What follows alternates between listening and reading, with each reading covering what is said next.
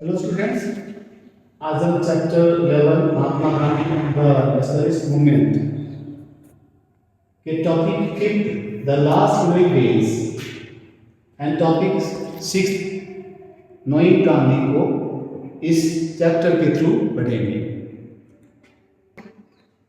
इस टॉपिक के learning objectives हैं इंडिपेंडेंस के बाद गांधी जी के रोल को समझना, यह एक्सप्लेन करना कि 15 अगस्त 1947 का जो डे था वो गांधी जी के लिए डिफिकल्ट कैसे था, यह जानना कि कम्युनल वायलेंस के दौरान गांधी जी ने कंट्री में पीस एस्टैब्लिश करने के लिए कैसे काम किया, यह समझना कि गांधी को पढ़ने के लिए विभिन्न सोर्सेज कौन कौन से हैं, साथ ही साथ यह समझना कि हिस्टोरियंस को इन सोर्सेज को केयरफुली और क्रिटिकली क्यों पढ़ना चाहिए।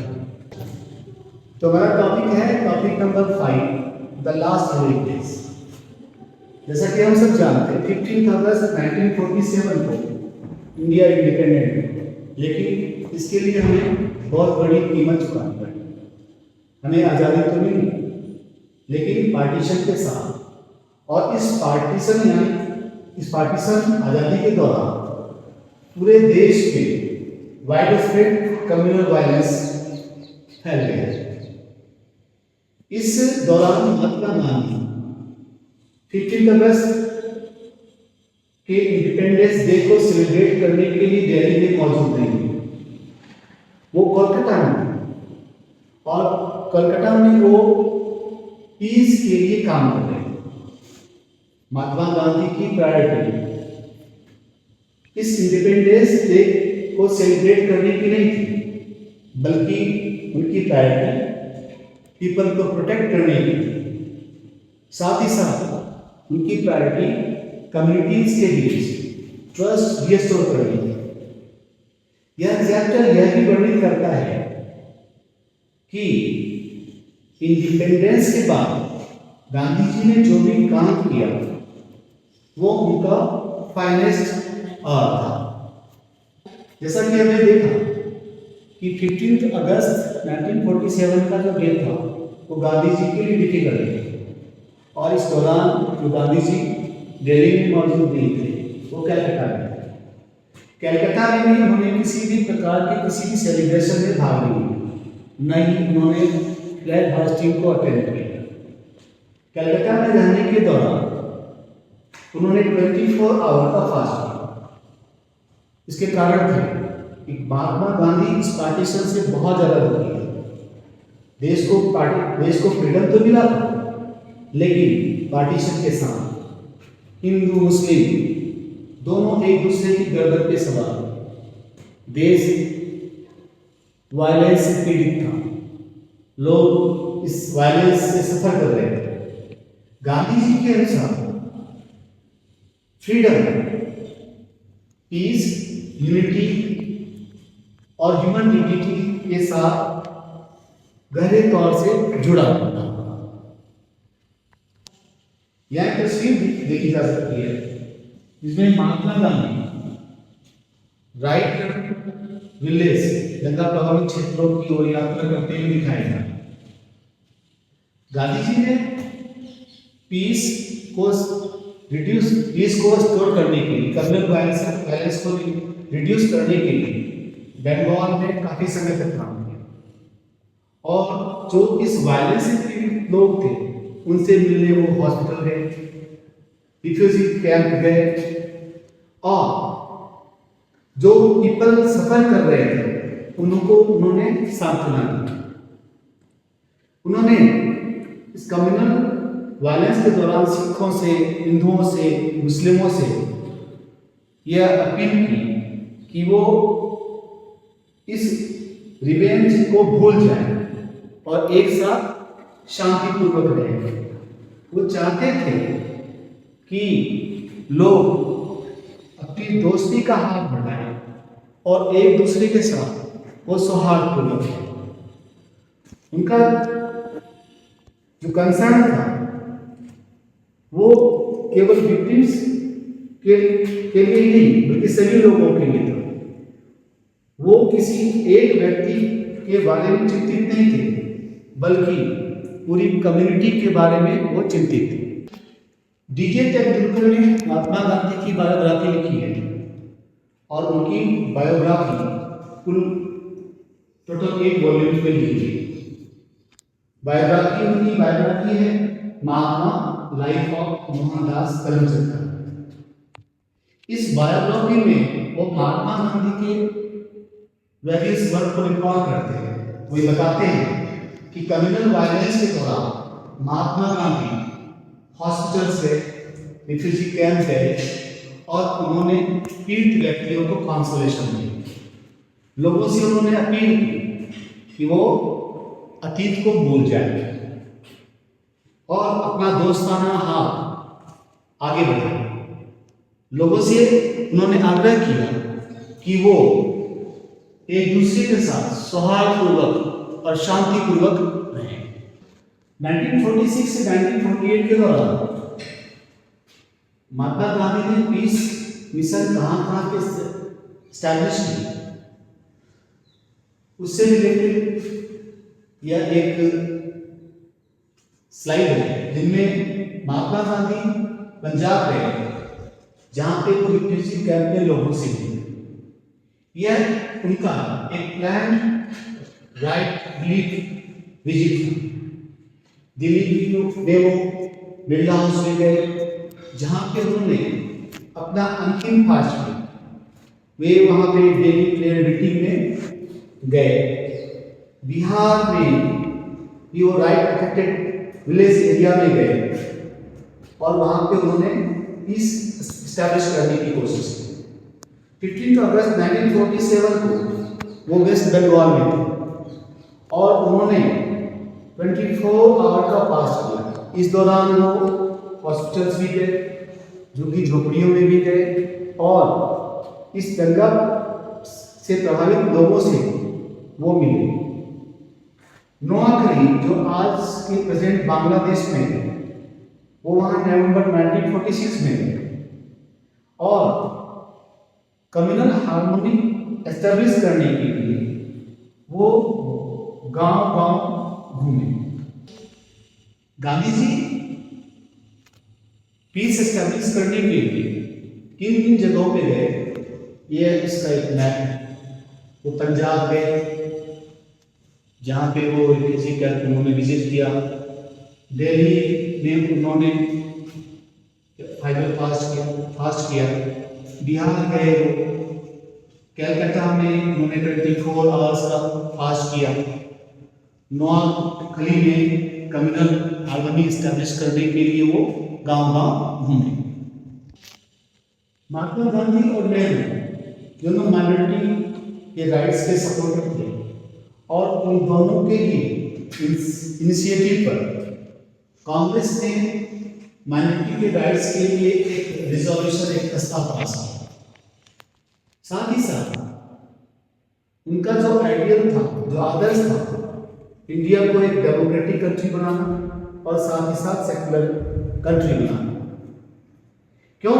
क्योंकि इंडिया एक ऐसा देश था जिसमें डाइवर्स रिलीजन के लोग रहते थे, मेनी रेसेस के पीपल रहते थे और इस हिसाब से हर एक इंडियंस को फुल राइट्स को एंजॉय करने का पूरा अधिकार था, चाहे वो किसी भी धर्म के क्यों ना हो। तो स्टेट से यह आशा थी कि वो क्या करेगा, वो सिटीजन को प्रोटेक्ट करेगा और इसमें माइनॉरिटी भी शामिल होगी। माइनॉरिटी के पूरे अधिकारों को राज्य जो है प्रोटेक्शन देगा।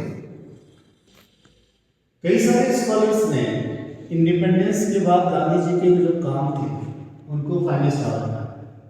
बंगाल में पीस एस्टेब्लिश करने की कोशिश करने के बाद वो दिल्ली आ गए और वो चाहते थे कि वो पंजाब के राइट टर्न एरिया में जाए, लेकिन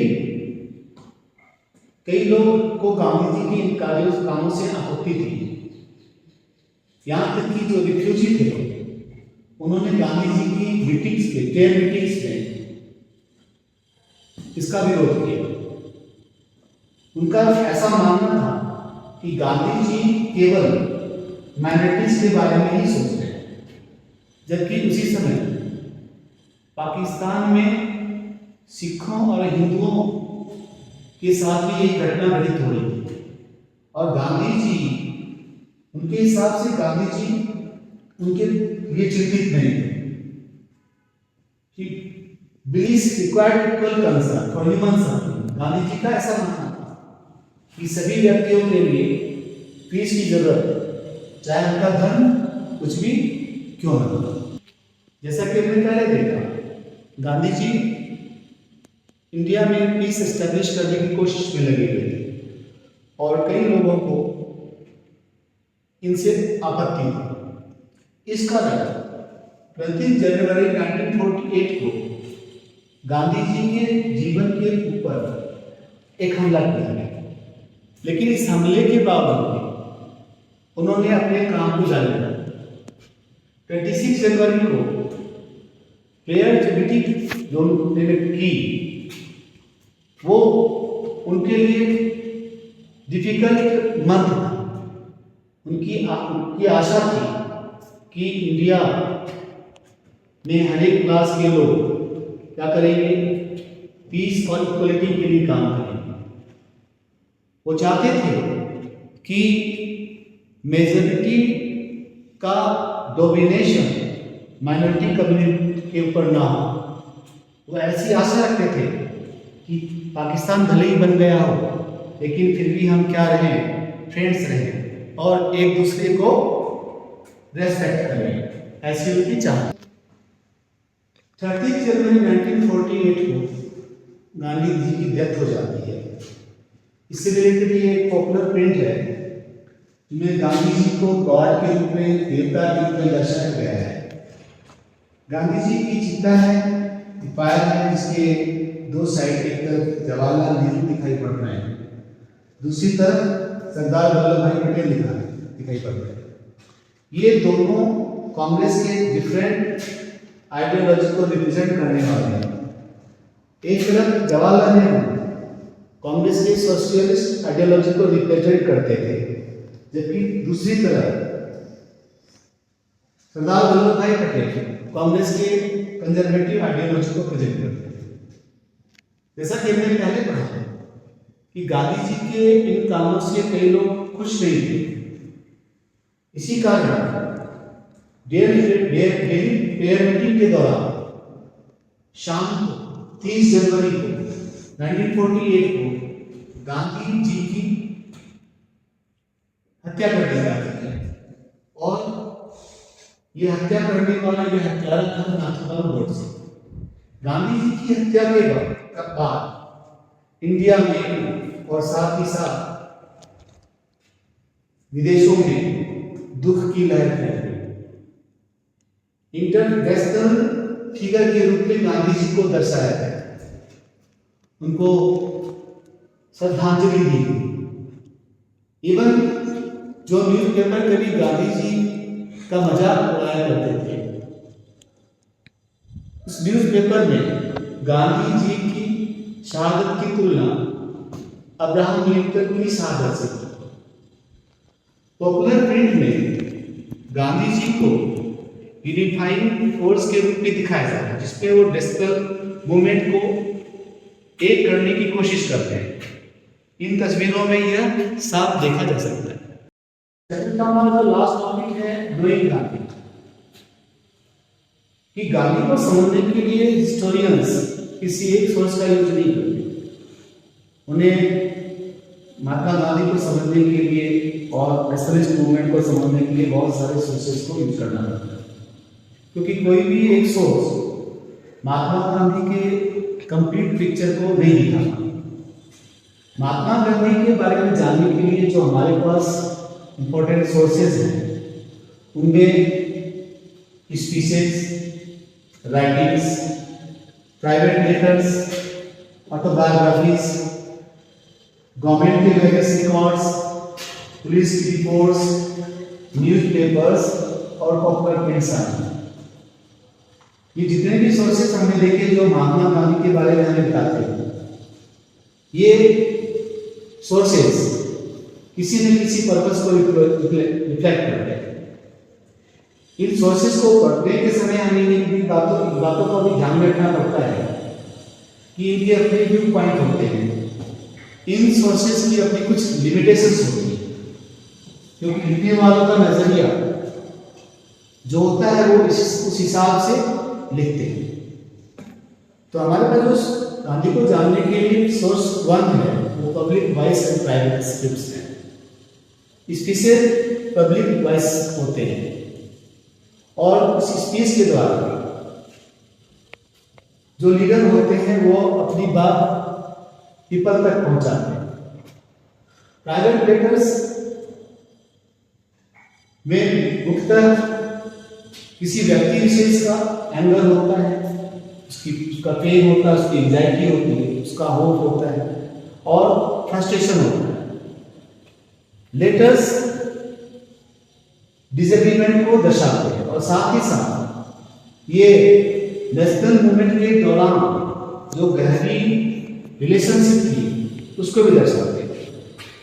लेटर्स जो हैं वो कभी पब्लिक भी हो सकते थे, इसलिए पब्लिक और प्राइवेट का जो लाइन है वो क्लियर नहीं होती।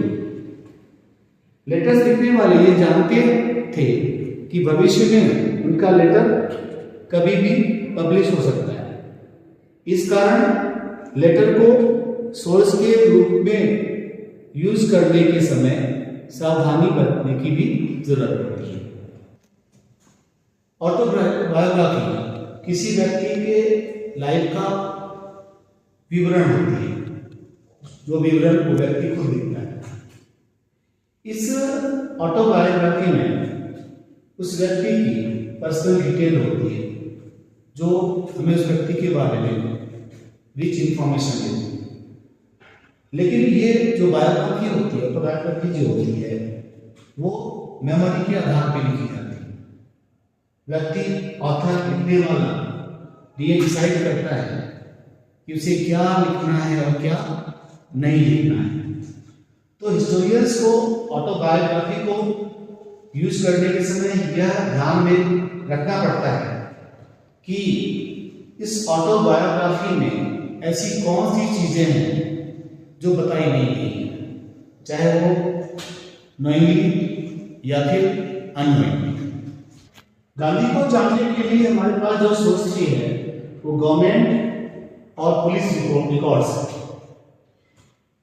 कॉलोनियल जो गवर्नमेंट होती है वो नेशनलिस्ट एक्टिविटी को बड़े नजदीक से देखती थी, उसके ऊपर गहरी नजर रखती थी। जितने भी इवेंट होते थे या जितने भी इंसिडेंट हैं, चाहे लीडर्स की मीटिंग्स हो, कोई मूवमेंट हो, पुलिस और ऑफिसर्स उनके ऊपर रिपोर्ट बनाते थे। इस रिपोर्ट में हमें उन ऑफिशियल के व्यूज के बारे में पता चलता है। ये रिपोर्ट्स उन ऑफिसर्स के व्यूज को दर्शाते हैं, वो उनके फीयर्स को दर्शाते हैं और इस प्रकार से वो उस रिपोर्ट को अपने ओर से इंटरप्रेट करते हैं। इस रिपोर्ट को लिखने में जो ऑफिसर्स होते हैं उनके खुद के ओपिनियन होते हैं, अजम्पशन होते हैं। इस प्रकार चूंकि ये रिपोर्ट पुलिस के द्वारा, गवर्नमेंट ऑफिसर्स के द्वारा लिखी गई है, तो इनकी कुछ अपनी लिमिटेशंस होती है।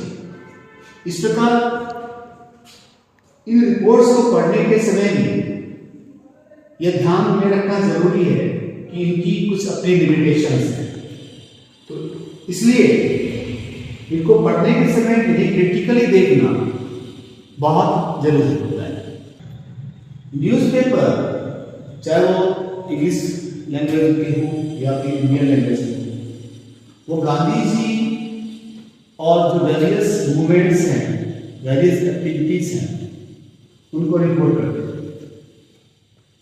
ये न्यूज़पेपर ऑर्डिनरी पीपल की किस प्रकार से इन घटनाओं को देख के, उनका नजरिया क्या है घटनाओं को देखने का, ये थ्रू भी इस न्यूज़पेपर से हमें मिलता है। जबकि हम जानते हैं कि न्यूज़पेपर लोगों के द्वारा प्रोड्यूस किए जाते हैं। जो भी न्यूज़पेपर को प्रोड्यूस करता है उसके अपने पब्लिक पॉलिटिकल ओपिनियन होते हैं, वर्ल्ड को देखने का उसका अपना नजरिया होता है।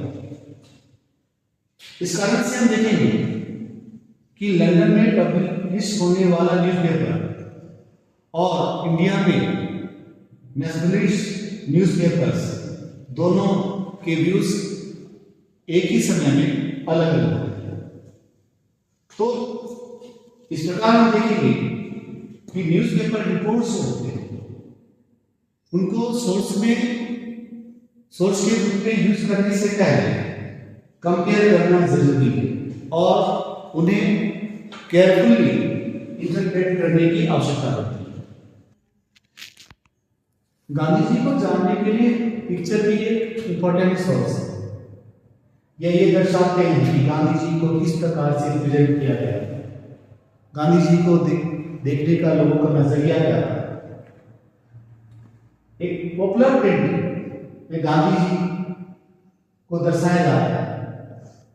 हिस्टोरियंस ऐसे कई पॉपुलर प्रिंट का यूज करते हैं और उस पॉपुलर प्रिंट के द्वारा महात्मा गांधी को जानने की कोशिश करते हैं। यहाँ पे हमारे पास एक पिक्चर है जो फिगर नंबर 11.17 है। इसमें महात्मा गांधी को देखने का महात्मा गांधी को देखने का लोगों का नजरिया क्या था, है ना, किस प्रकार ये इस पॉपुलर प्रिंट में दर्शाया गया है। इस नेशनलिज्म के ट्री के सेंटर में महात्मा गांधी को दिखाया गया है और इनके चारों आप देखेंगे इमेजेस में वेरियस लीडर्स दिखाए गए हैं और सेजेस जो है दिखाए गए हैं। लास्ट टाइम टाइमलाइन को देख लेते हैं।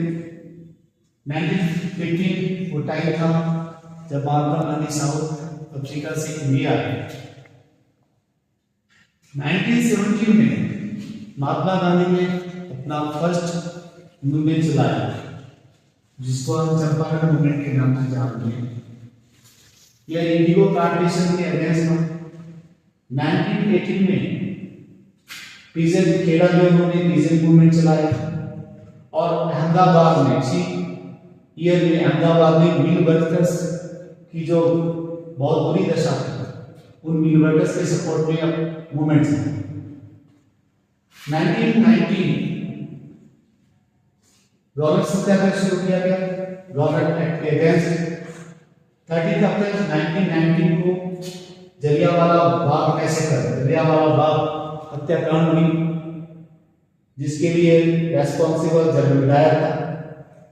1921 में नॉन कोऑपरेशन मूवमेंट और खिलाफत मूवमेंट दोनों साथ साथ चलाए गए। 1928 बारदोली में पीजेंट मूवमेंट हुआ। 1929 में कांग्रेस के लाहौर सेशन में पूर्ण स्वराज को एक्सेप्ट किया। इस समय कांग्रेस के प्रेसिडेंट जवाहरलाल नेहरू थे। 1930 में महात्मा गांधी के द्वारा सिविल डिसोबीडिएंट मूवमेंट की शुरुआत की गई। इस मूवमेंट के द्वारा महात्मा गांधी ने दांडी में हैंडफुल सॉल्ट बना के सॉल्ट फ्लावर तोड़ा। 1931 गांधी ग्रीन पैक्ट हुआ जिसे हम सेकेंड राउंड टेबल कॉन्फ्रेंस के नाम से जानते हैं। 1935 गवर्नमेंट ऑफ इंडिया एक्ट के द्वारा ये प्रॉमिस किया गया कि भारत में एक रिप्रेजेंटेटिव गवर्नमेंट एस्टैब्लिश की जाएगी। 1939 में वर्ल्ड वॉर के दौरान कांग्रेस मिनिस्ट्री ने रिजाइन कर दिया। 1942 में फेमस क्विट इंडिया मूवमेंट शुरू किया गया। 1946 में जब देश कम्युनल वायलेंस से पीड़ित था महात्मा गांधी नुआखली गए और इस दौरान हम दूसरे ऐसे एरिया में गए जो दंगा प्रभावित थे। इसी के साथ ये चैप्टर हमारा खत्म होता है। Thank you.